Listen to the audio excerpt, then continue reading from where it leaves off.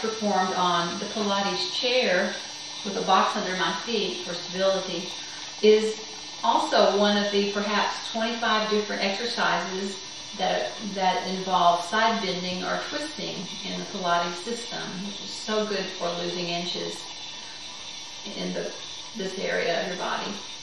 And this one is called the twist and hinge. Twist, hinge.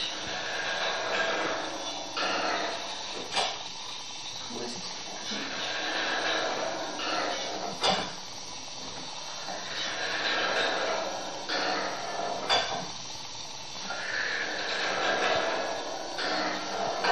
With a lot more reps included, of course.